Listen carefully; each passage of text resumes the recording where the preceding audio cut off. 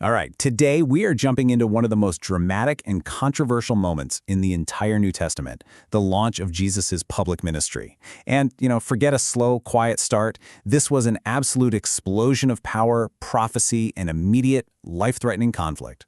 So how does a world-changing movement even begin? Well, for Jesus, it wasn't with a press release or some big event. No, it started by going back to his hometown, standing up in front of literally everyone he ever grew up with, and making a claim so bold it almost got him killed on the spot. Okay, let's get into this story. First things first, before we even get to the story, you've got to understand the battlefield. As our source, Dr. Daniel Darko, lays it out, Luke frames this whole thing as a cosmic power encounter. On one side, you have Jesus, filled with the power of God's Spirit, and on the other, you've got these demonic forces he's come to confront. So his mission, it's not just about teaching nice ideas. It's about breaking the control of evil and ushering in God's reign. And that brings us to our first big moment.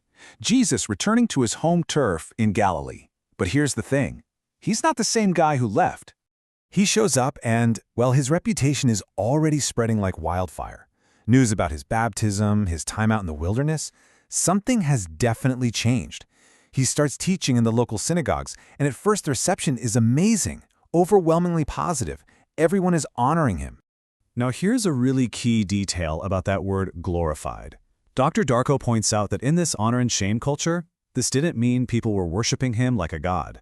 Not yet. It meant he was being honored. Given this deep respect for his incredible authority and mastery as a teacher, they were seriously impressed. So this growing reputation, this buzz, it leads him right back to the heart of his hometown, Nazareth, and to its synagogue. And you have to get this. The synagogue wasn't just like a church. It was the absolute heartbeat of community life. It was a school, it was a town hall, and it was the place where Jewish culture and identity were passed down from generation to generation. So what Jesus does next, he's doing it on the most important stage you can imagine for these people.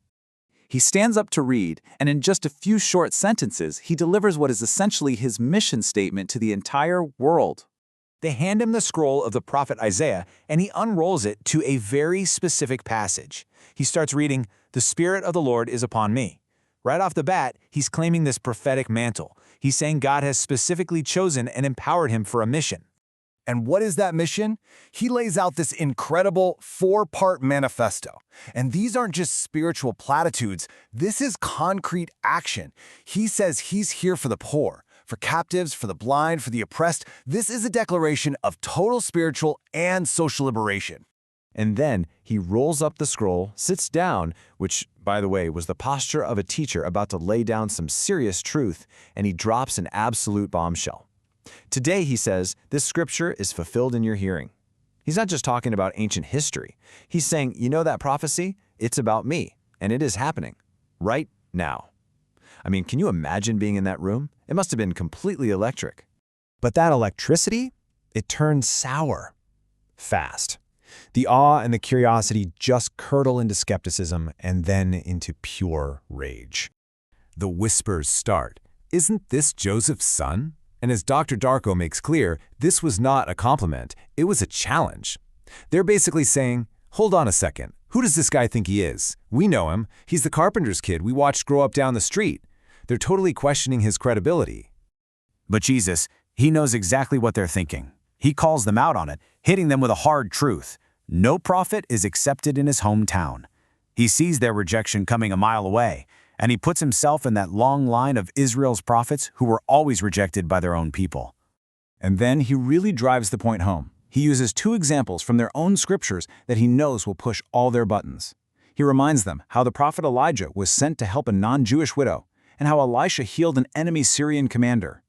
The implication here was explosive. He was suggesting that because of their unbelief, God's blessing might just bypass them and go to outsiders. And just like that, they explode. The questioning turns into a full-on lynch mob. They are so enraged that they drag him out of the synagogue, through the town, all the way to the edge of a cliff. And their plan is to throw him off and kill him. His very first sermon back home ends with an attempt on his life. Just wow. But somehow, he just passes right through the crowd and gets away. From there, he heads to the nearby city of Capernaum, and the reception he gets there, well, it's night and day compared to what just happened. In the Capernaum synagogue, his authority is recognized immediately and from two totally different sources. First, a demon inside a man cries out, identifying him as the Holy One of God. Then, after Jesus casts the spirit out, the human crowd is just left totally astonished, saying, "What is this?" He commands these spirits with authority and power. Where Nazareth had doubt, Capernaum has undeniable proof. And this is where we see that mission statement, that manifesto, just come to life. He teaches with authority. He brings freedom to a captive man. He goes to Peter's house and heals his mother-in-law. And by that evening, he's healing every single sick person they bring to him, one by one. He isn't just talking about his mission anymore, he is living it. So, when you put it all together, what does it really mean? Dr. Darko boils the core of Jesus' mission down to this idea of a threefold release. First, there's a release from demonic power. We see that in the healings and exorcisms. Second, a release from the social systems that trap people in poverty and powerlessness. And third, the ultimate release from sin itself.